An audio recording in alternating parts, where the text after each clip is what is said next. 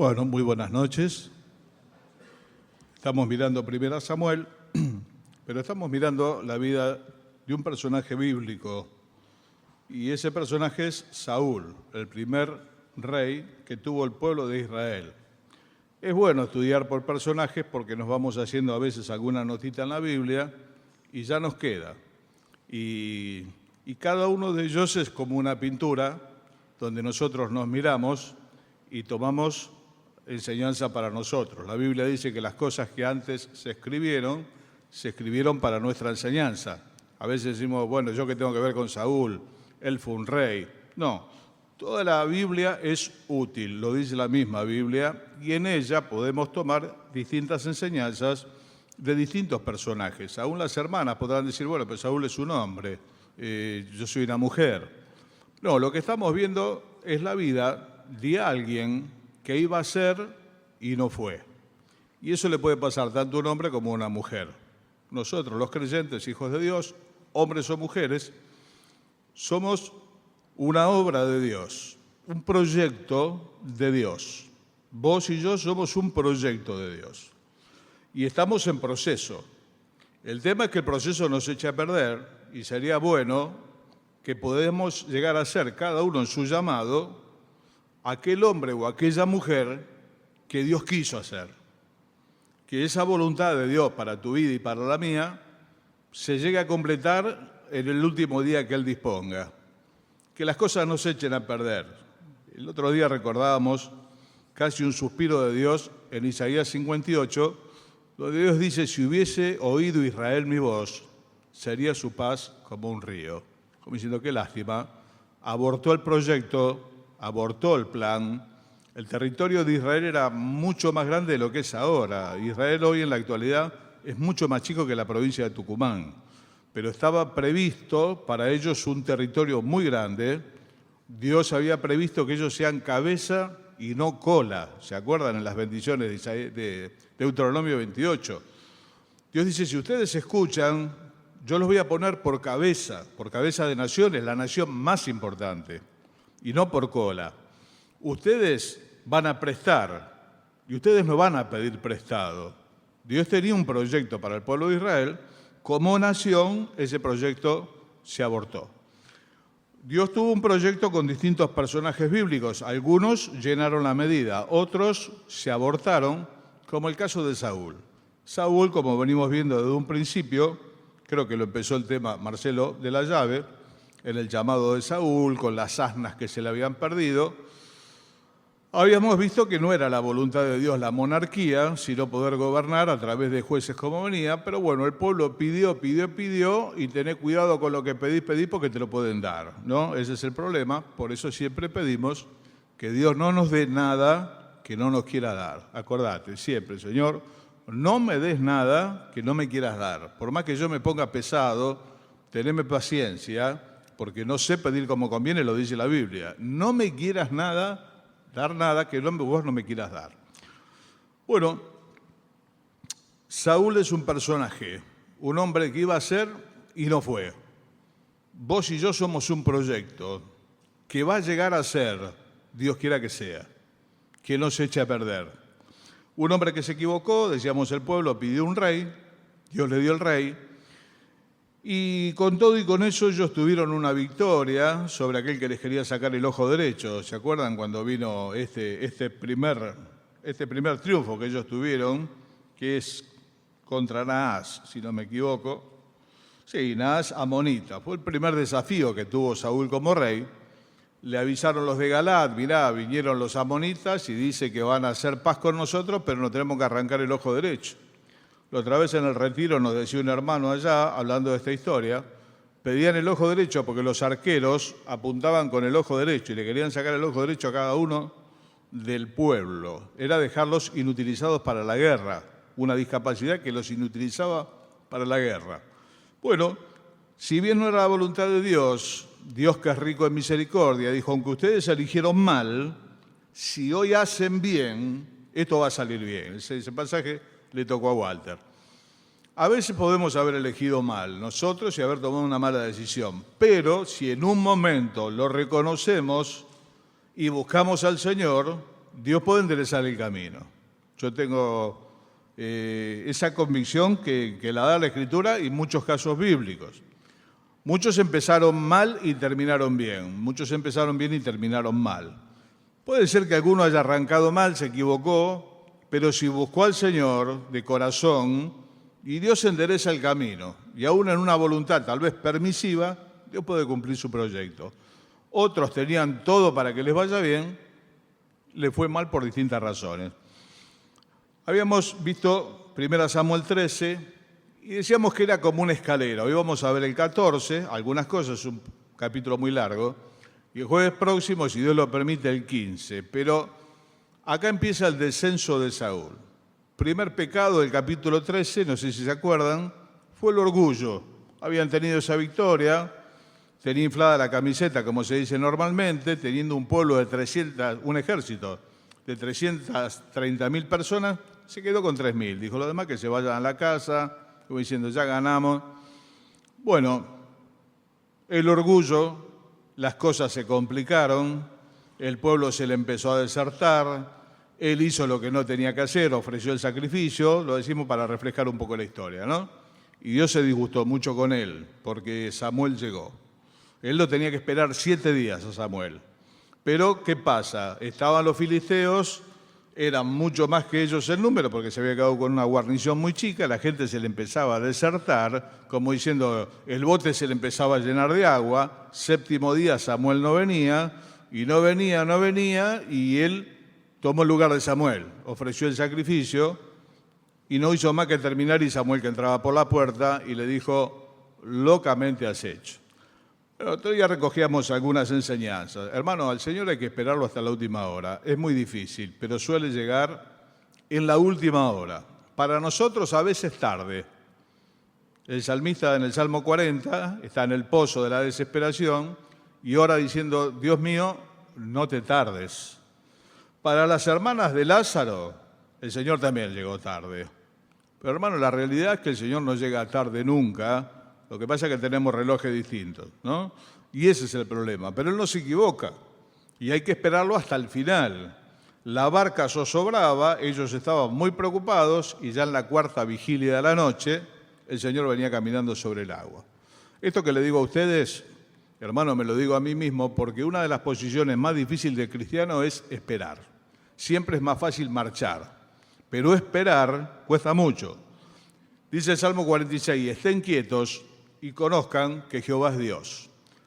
Bueno, hermano, pero una cosa es estar quieto acá en la reunión y otra cosa es estar quieto en el hospital, en la entrada del quirófano, ante cuentas que pagar, ante una situación apremiante. Una cosa es estar quieto acá estamos todos quietos, está todo fenómeno. Una cosa es cuando estamos en el problema. Saúl tenía que esperar hasta que venga Samuel. Samuel no venía, la gente se le empezaba a desaparecer, los filisteos eran un montón. Él hizo lo que no tenía que hacer. Lección, ¿hasta cuándo esperaremos al Señor? Que el Señor nos dé la gracia de esperarlo todo el tiempo necesario. Job dijo, aunque Él me matare, yo en Él esperaré. Y un hombre que padeció muchísimo. Pero son ejemplos para que nosotros tomemos enseñanza. Señor, dame la gracia de esperar hasta el último momento. Yo he vivido algunas experiencias, seguramente ustedes también, de esperar. ¿Cuánto esperamos? Y en algún momento hacer alguna cosa. Decíamos el pobre Abraham, ¿no? Ya viejito, el hijo no venía, hizo una subrogación de vientre. Tenemos árabe por todos lados, tenemos un grave problema. Pero hay que estar en los zapatos de la persona que espera. La esperanza que se demora, dice Proverbios, es tormento del corazón. No es fácil esperar. A mí me es mucho más fácil marchar, predicar, hacemos la campaña, visitamos, vamos, venimos.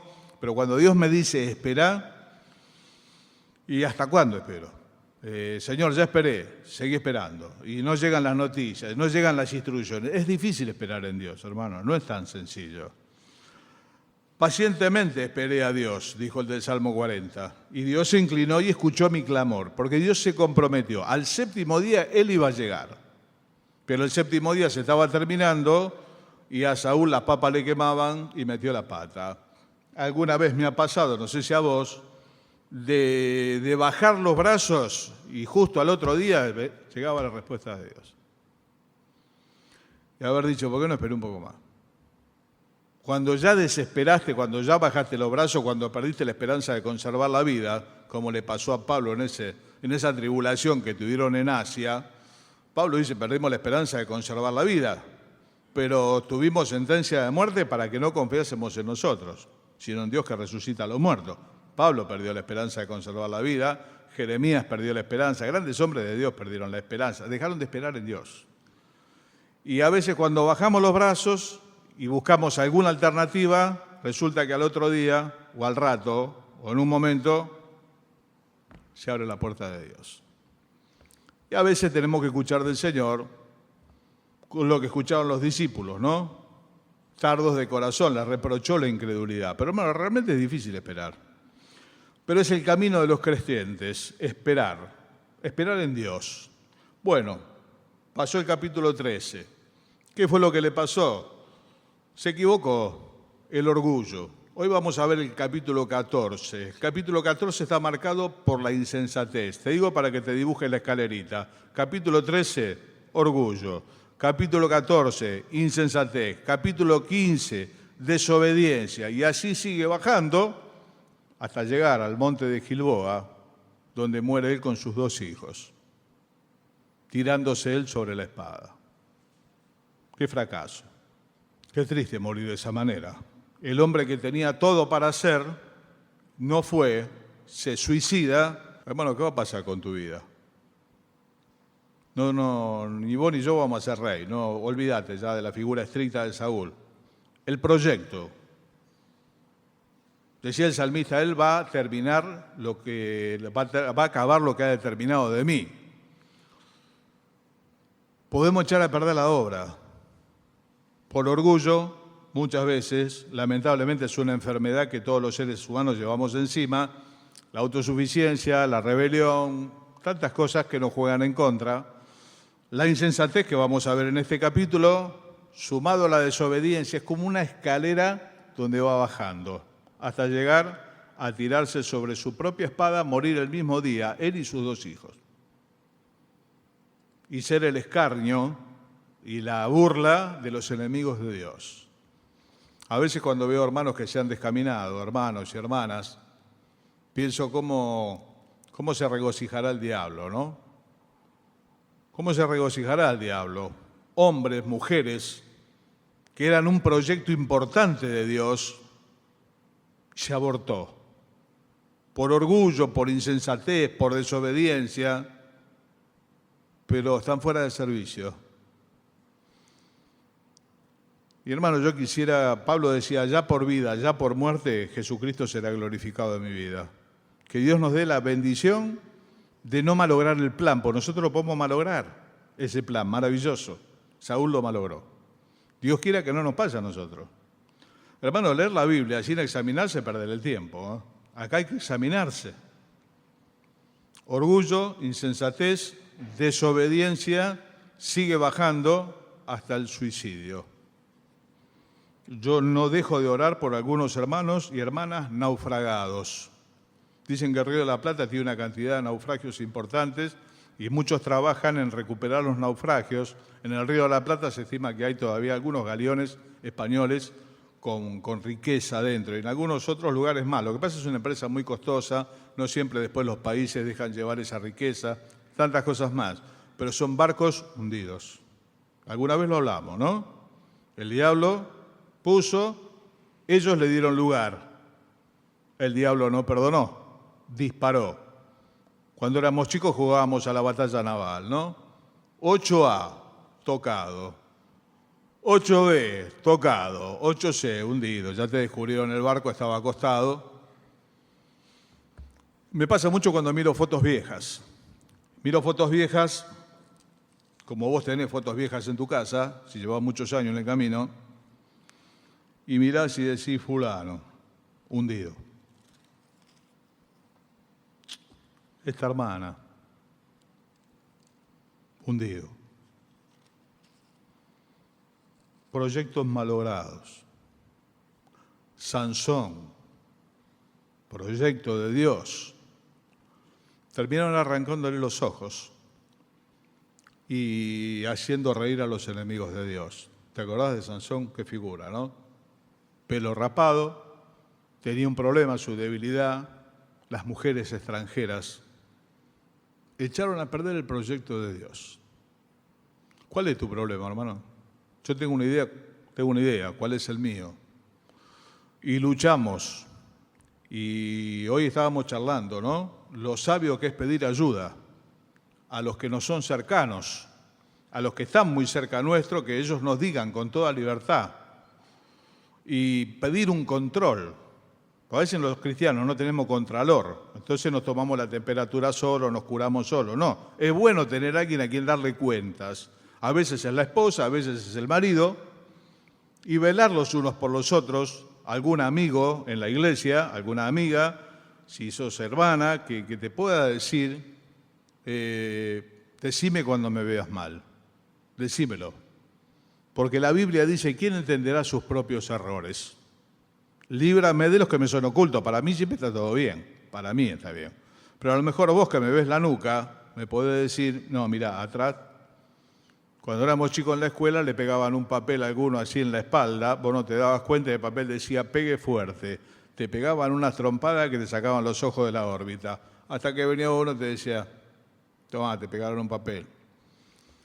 Tener a alguien cercano, pues yo no quiero que mi proyecto se malogre.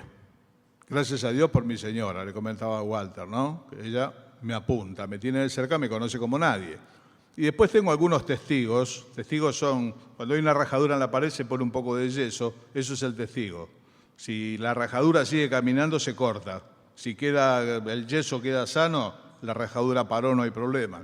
Hay que tener algunos testigos en la vida que nos digan, te estás yendo para acá, te estás yendo para allá. Pues después llega un momento que no nos demos cuenta.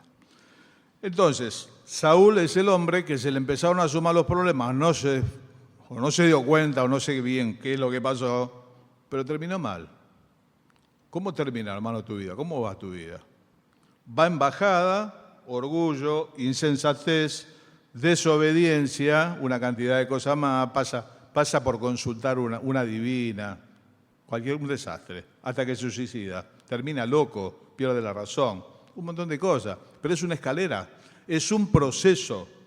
Algunas veces le cité el pasaje de Oseas que dice a Efraín, que era una tribu muy importante de Israel. A Efraín le salieron canas y él no lo supo. Extraños consumieron su fuerza y él no lo supo. No siempre nos damos cuenta del deterioro. No siempre nos damos cuenta si la rajadura avanza o no avanza. Hay que poner un testigo. Y ahí nos damos cuenta. Está avanzando. No sé cuál es tu problema, yo tengo una idea cuál es el mío y tengo un par de testigos puestos por la duda si avanza la rajadura. Y eso hay que trabajarlo. Nos deja esa enseñanza el capítulo 13. Anotá, mirate, ponete un testigo, pedile a alguien que te controle, fíjate, porque hay mucho que perder y hay mucho que ganar, hay mucho que ganar. Hermano, tenemos que ir por mucho. Hoy vamos a ver en el capítulo 14 aparece otro personaje. El personaje es el hijo. Se llama Jonatán. Un valiente en las manos de Dios.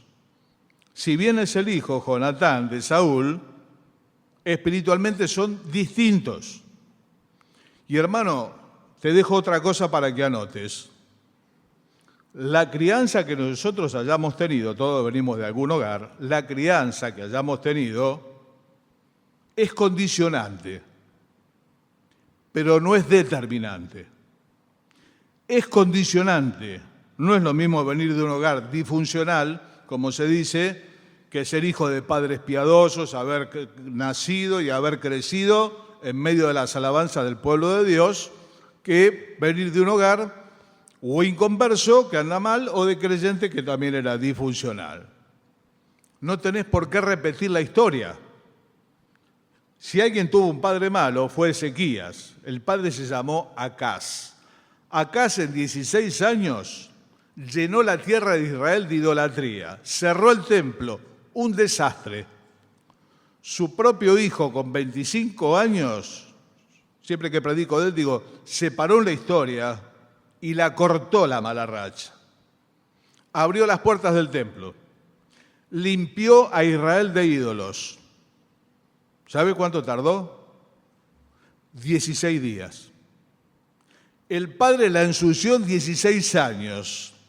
Hizo atrocidades, léelo después. Las historias estas son apasionantes. Léelo. 16 años, corrompió al pueblo, corrompió su vida, muere joven. El hijo con 25 años, uno dice, bueno, de tal palo tal astilla. Si el padre es así, ¿qué va a hacer? No, dice, en Dios puso su esperanza. No hubo otro como él, antes ni después de él, en la búsqueda de Dios. Y cortó la racha, porque tu vida anterior es condicionante, pero no es determinante. No es la excusa para decir, mi familia fracasó, yo voy a fracasar. De tal palo, tal astilla. Esas cosas pasan en el mundo. En la casa de Dios tenemos la posibilidad de cambiar la historia. Pero está en vos, hermano. Está en mí. Que vos quieras o que tomes la más fácil de decir, yo soy así.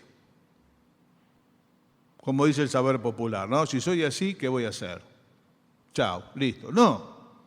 Hermano, doy gracias a Dios por mis padres, mi hogar, pero ellos vinieron al Señor después que yo. Y hermano, yo soy muy ambicioso en lo espiritual. Si hay 30, quiero 30, si hay 40, quiero 40, quiero 50. Quiero todo lo que Él me quiera dar y no quiero nada que no me quiera dar. Señor, quiero todo lo que me quieras dar. No quiero nada que no me quieras dar. Esa es la oración, es muy sencilla. Quiero todo lo que me quieras dar. Quiero todo el proyecto. Quiero poder llegar al final, decir, como dijo Pablo, corrí la carrera, peleé la batalla, guardé la fe. Y esa es la hora después de partir. Paz en el corazón. Bueno, capítulo 14, aparece Jonatán. Igual que el padre, no tiene nada que ver Jonatán con el padre. Pero Saúl, sí, pero no está obligado a ser Saúl. Hermano, vos no estás obligado a ser igual que tu papá y tu mamá y tus hermanos, repetir la historia. Yo conocí a unos chicos que no eran creyentes, pero ella no quería tener hijos, eran compañeros míos de trabajo, porque sus padres se habían separado, siendo ella muy jovencita, y sufrió mucho, y le quedó el miedo que si tenía un hijo, ella se iba a separar.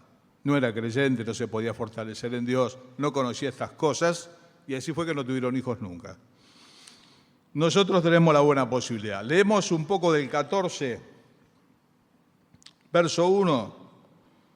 Aconteció un día que Jonatán, hijo de Saúl, dijo a su criado que le traía las armas, ven y pasemos a la guarnición de los filisteos, que está de aquel lado, y no lo hizo saber a su padre. Y Saúl se hallaba al extremo de Gabá, debajo de un granado que hay en Migrón, y la gente que estaba con él eran como 600 hombres. Y Ahías, hijo de Ahitob, hermano de Icabod, hijo de Finés, hijo de Elí, sacerdote de Jehová en Silo, llevaba el efod, una parte de la vestidura del sacerdote. Y no sabía el pueblo que Jonatán se hubiese ido. Y entre los desfiladeros por donde Jonatán procuraba pasar a la guarnición de los filisteos, había un peñasco agudo de un lado y otro del otro lado. El uno se llamaba Boses y el otro Sene. Uno de los peñascos estaba situado al norte, hacia Migmas, y el otro al sur, hacia Gaba. Dijo pues Jonatán a su paje de armas, ven, pasemos a la guarnición de estos incircuncisos. Quizá haga algo Jehová por nosotros, pues no es difícil para Jehová salvar con muchos o con pocos. Hermano, este es un principio que hay que marcarlo en la Biblia. Esto es fundamental. Esto pasa en la economía de Dios. Esto no pasa afuera. Afuera para ganar hay que tener un ejército grande, si no perdiste. En la casa de Dios, a Dios le da lo mismo salvar con muchos que con pocos. Jonatán lo sabía. ¿De dónde lo aprendió? Vamos a leer el pasaje, Levíticos 26.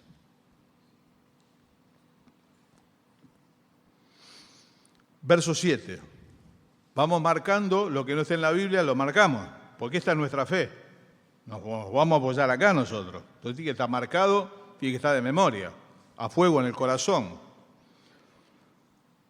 Dice el verso 6, para entrar en contexto, el capítulo 26 de Levítico: y yo daré paz en la tierra, y dormiréis, y no habrá quien os espante, y haré quitar de vuestra tierra las malas bestias, y la espada no pasará por vuestro país. Perseguiréis a vuestros enemigos, y caerán a espada delante de vosotros. Escuchá esta parte. 5 de vosotros perseguirán a 100, y 100 de vosotros perseguirán a 10.000, y vuestros enemigos caerán a filo de espada delante de vosotros. 5 de vosotros perseguirán a 100, y 100 de vosotros perseguirán a 10.000, y vuestros enemigos caerán a filo de espada delante de vosotros. Había una promesa de Dios que no estaba basada en la igualdad de la fuerza de los ejércitos. Dios dijo: 5 de ustedes van a poder correr a 100, 100 de ustedes van a poder correr a 10.000. Numéricamente no es igual, pero Dios está más allá de la matemática. Gloria a Dios. Dios está más allá de la matemática, de la física, está más allá. Y a Él las cuentas le dan así, porque en medio de su pueblo está Él. Y ese es el desbalance. Decía un hermano: el Señor y yo somos mayoría.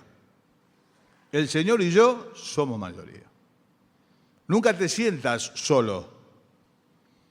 Decía el Señor: me van a dejar solo. No estoy solo, el Padre está conmigo. El Señor y yo somos mayoría. El Señor y nosotros somos mayoría. Y las empresas de Dios siempre son desiguales. Decirle al faraón que deje ir a mi pueblo. Pobrecito Moisés, tenía un miedo ir a la Casa Blanca con tu escopetita a decirle que se rindan. Una cosa así. Anda. Moisés, pobrecito, empieza a hacer lo que haríamos cualquiera de nosotros, ¿no? Una lista de excusas. Anda. Pero si me dicen quién me manda, decirle que te manda yo soy.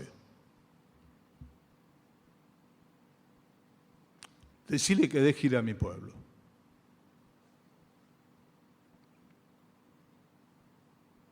¿Cómo termina la historia? Mucho conflicto de por medio.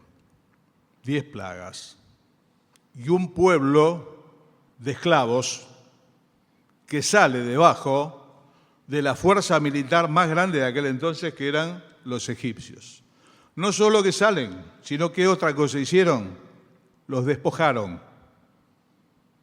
Salieron con riqueza, sin armas, porque 5 de ustedes van a perseguir a 100, 100 van a perseguir a 10.000. Hermano, cuando mirás para afuera el desafío, y yo lo miro, siempre es desigual. Vos decís: Señor, son mayoría. Los creyentes somos pocos. Resucitado el Señor les dice: todo poder me es dado en el cielo y en la tierra.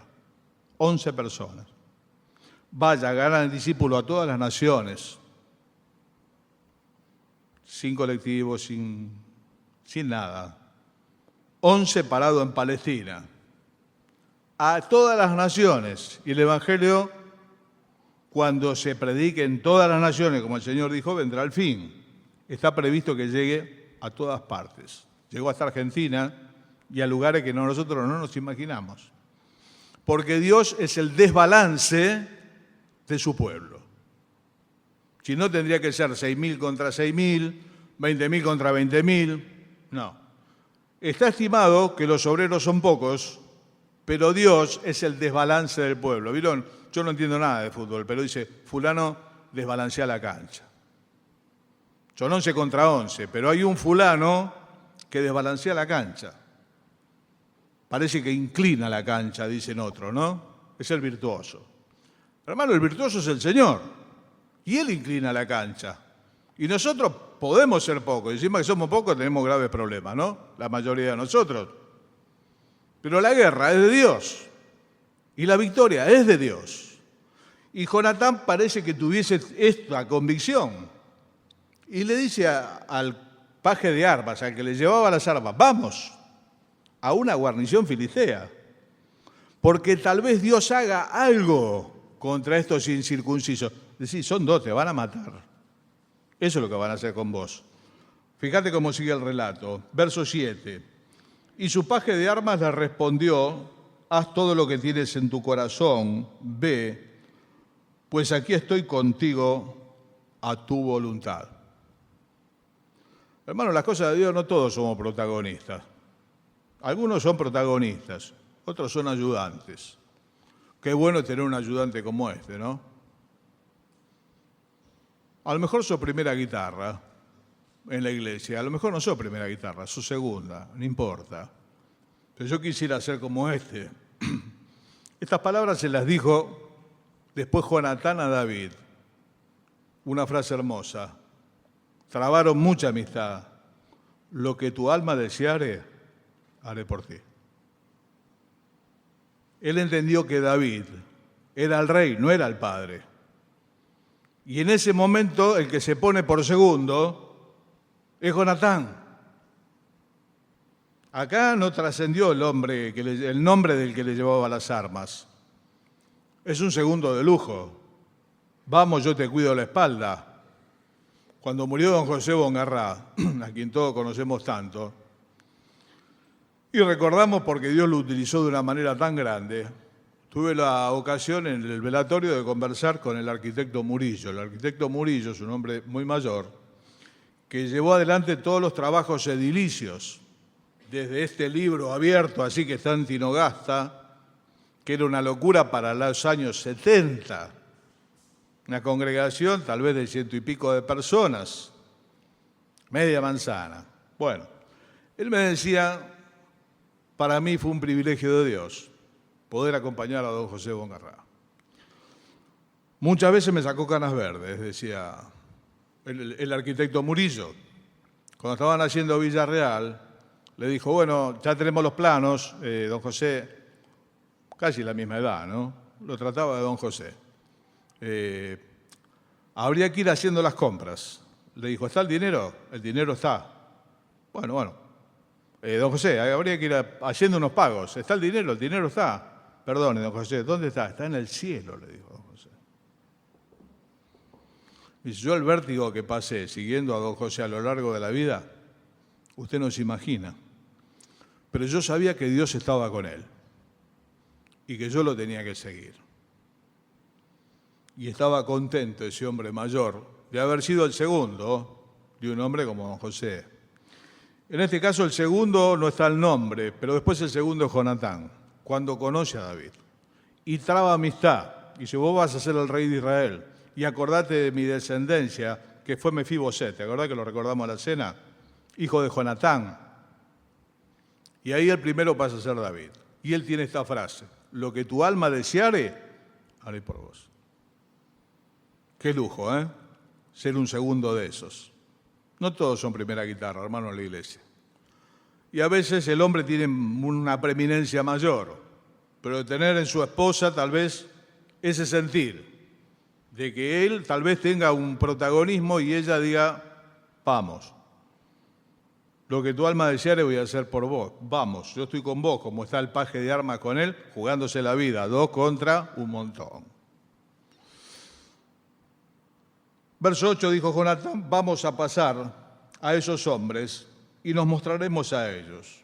Si nos dijeran, esperad hasta que lleguemos a vosotros, estoy leyendo el verso 9, entonces nos estaremos en nuestro lugar y nos subiremos a ellos.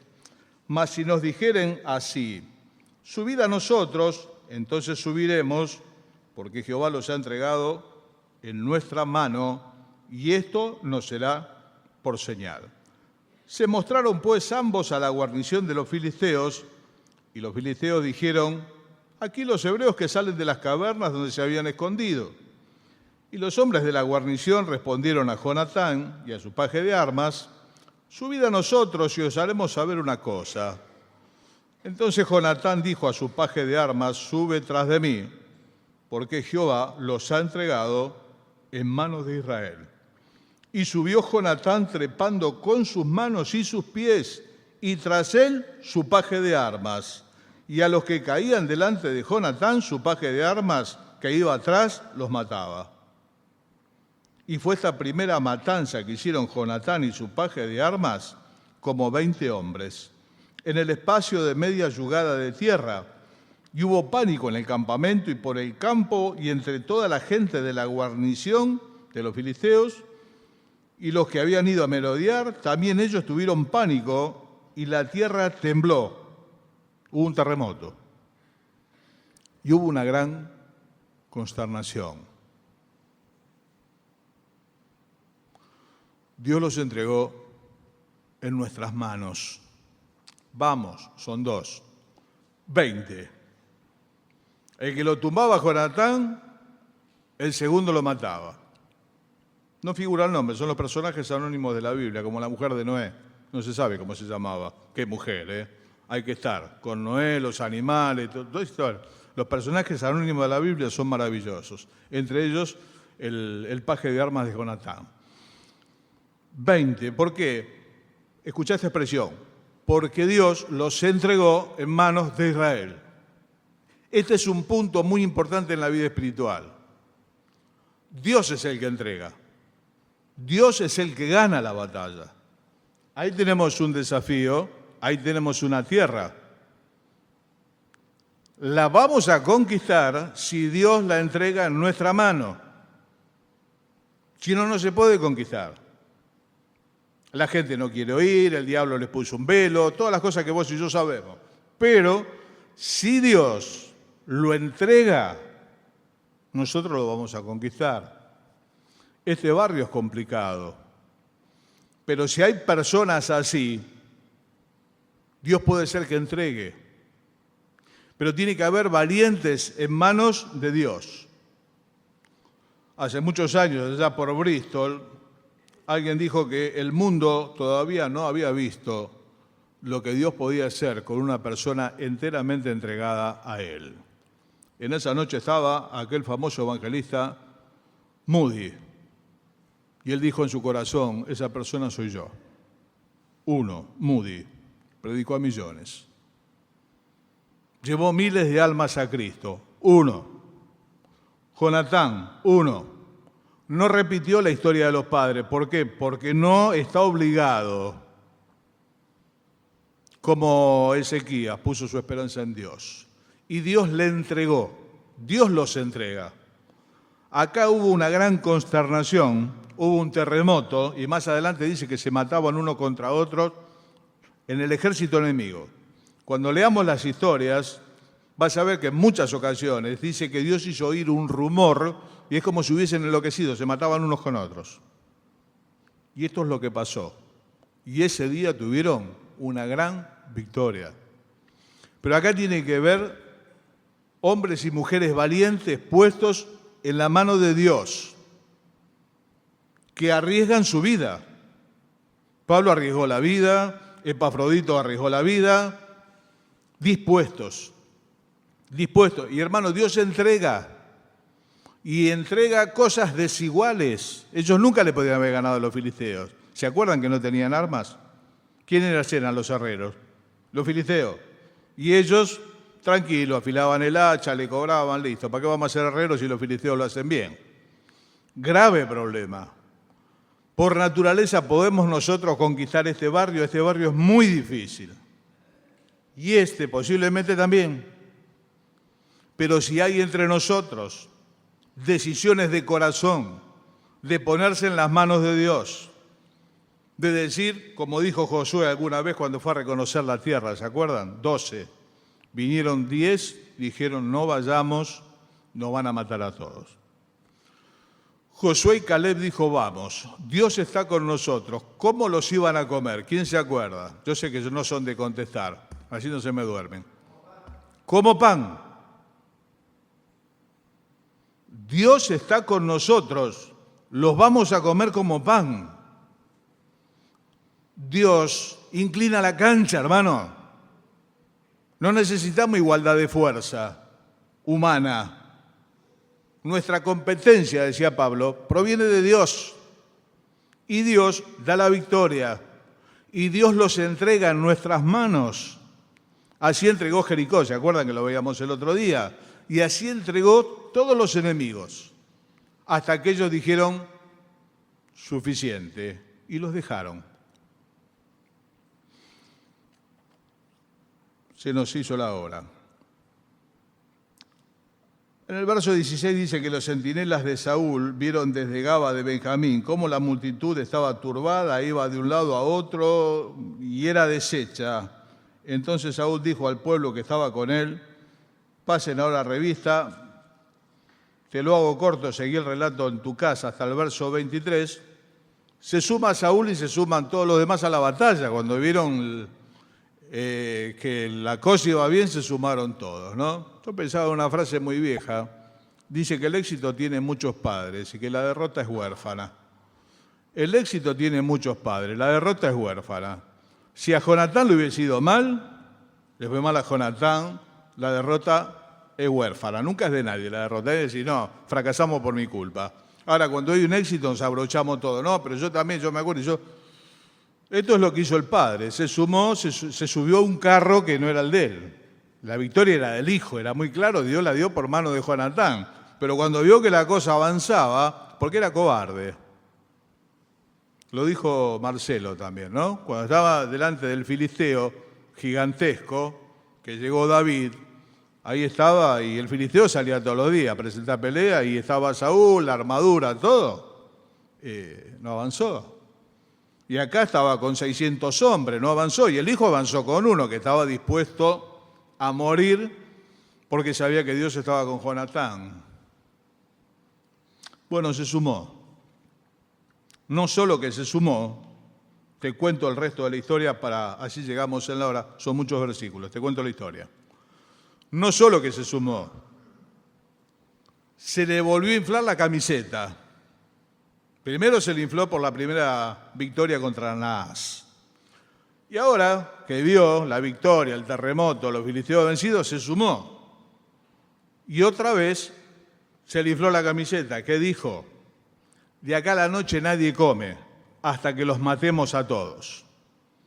Pero ni el hijo ni su compañero de armas estaban presentes y escucharon ese voto insensato que hizo Saúl, que nadie podía comer hasta la noche, hasta que él tomara venganza de sus enemigos. Como se suele decir, ¿no? Como Aramo dijo el mosquito que estaba en la oreja del burro, ¿no? Se subió a la victoria del hijo. No solo que se subió, multiplicó la apuesta, dijo, de acá a la noche nadie come, los vamos a matar a todos. ¿Por qué no arrancaste antes? ¿Tenías 600 personas? ¿Tu pibe estaba con uno solo? No estaba con uno solo, estaba con uno. Y estaba con la mayoría del cielo el hijo. Él no pudo con 600, el hijo pudo con uno. Hizo este voto insensato. Hermano mío, esta es la insensatez. El orgullo lleva a la insensatez, a decir estupideces, a pensar estupideces y proferirlas, a hacer un voto que nadie le pidió. El libro de los jueces cuenta la historia de Jefté. Jefté, anoté la cita porque hoy no me la acordaba. Justo Jueces 11 del 30 al 40. Jefté, uno de los tantos jueces, lo fueron a buscar a Jefté, problema de vuelta con los enemigos, una cantidad de condiciones. Jefté sale y hace un voto diciendo, si Dios me da la victoria, cuando vuelva victorioso, el primero que salga, se lo sacrifico a Dios. Un loco, Dios no recibe sacrificios humanos, nadie le pidió que lo haga. Fue y venció. Volvía Jefté de la victoria. ¿Quién salió a encontrarlo? Su hija, la única hija que tenía. Entonces hay que tener mucho cuidado. Dice Proverbios, mejor es que no prometas a que prometas y no cumplas. No digas estupideces. A veces los creyentes decimos estupideces, especialmente cantando, ¿no? El pobre Pedro dijo, voy a la muerte con vos. A veces nosotros decimos siempre, decimos nunca. Yo con el tiempo será que se van sumando los años, cada vez tengo más miedo, ¿no? Decir, bueno, vemos, ¿qué es eso? El hermano dice, el año que viene lo espero, y sí, estoy vivo y estoy en el camino con gusto, ¿qué es eso? Vemos, si Dios quiere. Acá se le infló la camiseta de vuelta a Saúl y dijo, bueno, acá nadie come. ¿Cuál fue el tema? Que venía Jonatán con su compañero de armas y encontraron miel que dice que corría casi por el piso. Y con la punta de la vara, porque estaban cansados, tomó miel y dice el texto que se le aclararon los ojos. Cuando la presión baja se ve medio borroso. Recuperó fuerzas, eso es lo que le pasó. Y el pueblo estaba muy cansado y no pudieron terminar con los filisteos por este voto que había hecho el padre, de que nadie coma. ¿Cómo termina? Como el de Jefté. Porque después, cuando no pudieron ganarle a todos los filisteos, dijo, acá alguno pecó. No solamente que es insensato, le echa la culpa a los demás. Bueno, echen la suerte con el Urim y el Tumim, que lo tenía el sacerdote, eran 2 piedras para echar suertes. Y la suerte cayó sobre Jonatán. ¿Quién comió? El hijo. No solamente que es insensato, encima es insistente. Y dijo, aunque sea mi hijo, va a morir igual. Y se le puso el pueblo en contra, le dijo, no, mirá, hoy Dios dio la victoria por tu hijo, no va a morir. Y dice, así libró Dios a Jonatán de morir. Estaba dispuesto, con tal de no volverse de la estupidez que había dicho, estaba dispuesto a matar a Jonatán. Y Jefté mató a la hija, porque le dijo, yo hice este voto, ¿quién te pidió que digas eso? Y la hija dice, bueno, déjame llorar mi virginidad. 2 meses con sus doncellas, volvió, que hija, ¿no? Le dijo, hacé como dijiste, agarré y la mató. Insensatez. Otro escalón más abajo. Si Dios lo permite, el jueves, 1 Samuel 15. La desobediencia, orgullo, insensatez, desobediencia sigue bajando. El hombre que iba a ser y no fue. Hermano, ¿cómo va lo tuyo? Dentro del plan que Dios tiene para vos, que no es igual al que tiene para el otro. Yo no voy a ser Saúl, nunca, ni voy a ser David. Era rubio y era de hermoso parecer, mirá. Nunca, ¿viste? Ni sé tocar bien, estamos tan lejos con David. Pero dentro de lo que Dios determinó para mi vida, yo lo quiero alcanzar. Y dentro de lo que Dios determinó para tu vida, vos lo tenés que alcanzar. Señor, quiero todo lo que me quieras dar y no quiero nada que no me quieras dar. Y estoy como el compañero de armas de Jonatán. Vamos. 1, inclina la cancha. Porque 5 van a perseguir a 100 y 100 van a perseguir a 10.000. Y el secreto es que Dios nos entregue el territorio. Por eso cuando estemos orando por esto, le voy a decir, Señor, si vos no nos entregás esta tierra, de acá nos sacamos uno. Tendremos un lindo edificio, pero no vamos a sacar nada. Necesitamos que Dios gane esta guerra, que es espiritual la guerra nuestra, no es contra las personas. Nadie piensa que vamos a pelear con lo de Martelli. Es una guerra espiritual, hay que llevarlos al Señor. Estos de Urquiza son filisteos, cananeos, jebuseos, acá tenemos todos juntos. Es muy difícil. Capital Federal es muy difícil. En cualquier parte de la provincia uno hace una horita feliz, la gente se acerca en necesidad, en problemas, hay otra apertura al Evangelio. Capital Federal, Martel y la zona aledaña, ultra difícil. ¿Qué necesitamos? Que Dios entregue. Si Él entrega, ¿cómo los vamos a comer? Como pan. Tiene que haber en medio nuestro Josué, Jonatán y estas cosas de Saúl, hermano, lejos. Termino diciéndote esto. Con los años he visto en la vida cristiana se nos perdona la incapacidad y la estupidez. Lo que no se perdona es el orgullo. Dice la Biblia que el que procede con soberbia ultraja a Jehová. Deuteronomio capítulo 15. El que procede con soberbia, el que no hace caso, ultraja a Jehová. ¿Qué significa ultrajar? Significa insultar. Y la soberbia es el único pecado en el Antiguo Testamento que no tiene redención. Cuando alguno procedía con soberbia había que matarlo. No, si no se ofreció un cordero. Por el pecado de soberbia deliberado no había redención. Y el salmista dice, Señor, guárdame de las soberbias, que ellas no se adueñen de mí. Yo no quiero bajar la escalera, hermano, la quiero subir. Yo quiero ser vencedor. Y me gustaría mucho que todos nosotros fuésemos vencedores en aquel día. Pero tiene que haber esta resolución. Y la lucha contra estos males. Soberbia, insensatez, desobediencia. Oramos juntos al Señor.